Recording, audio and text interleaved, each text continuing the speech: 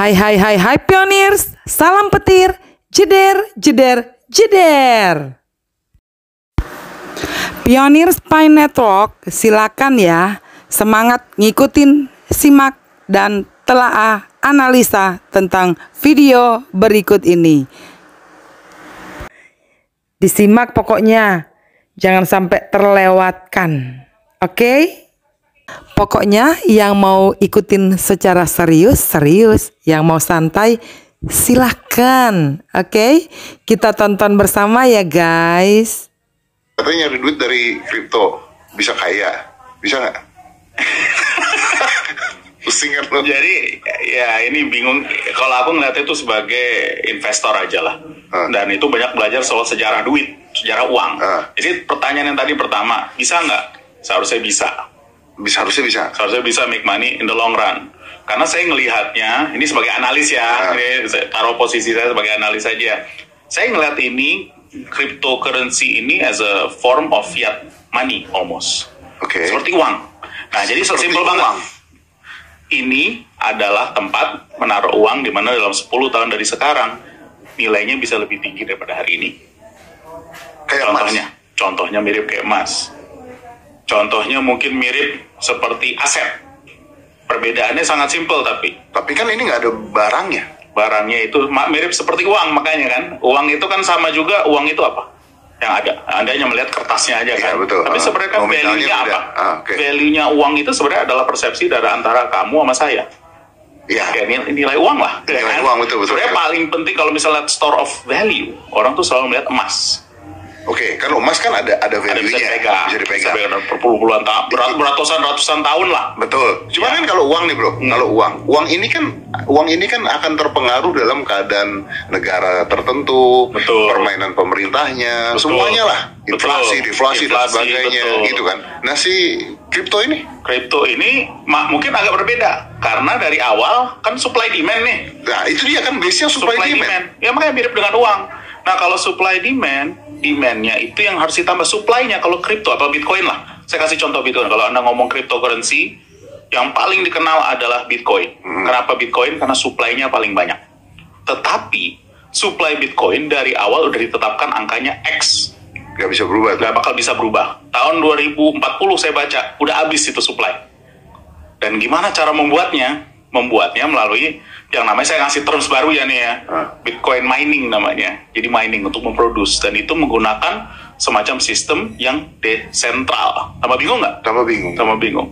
Jadi poinnya sangat simpel. Jadi boleh dibuat lagi? Bisa dibuat terus, tapi jumlahnya tuh cap total. Kalau saya nggak salah angkanya 40 jutaan. Nah kalau total. Udah ada cap total nggak bisa dibuat lagi dong? Nggak bisa dibuat lagi. Makanya tergantung view orang. Orang mau jual apa enggak gitu? Orang nggak, nilainya makin bertambah. Nilainya makin berharga.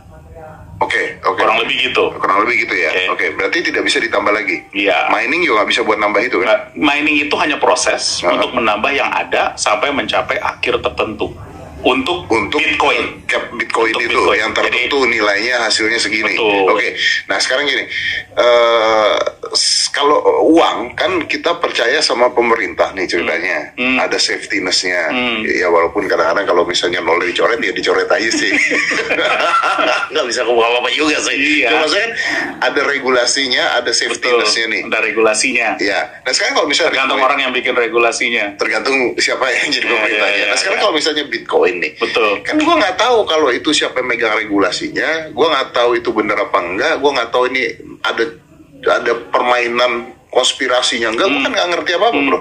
Gimana? Betul. Jadi ini menarik banget ya, karena selama 10 tahun terakhir ada perubahan fundamental dalam hidup kita. Kita udah ngomong teknologi. Terakhir aku menghadap Mas Dedi kan ngomongnya soal bursa, soal bisnis teknologi, perusahaan-perusahaan yang ngubah seperti si cepat. Ya kan? Yang ngubah bisnis logistik di Indonesia.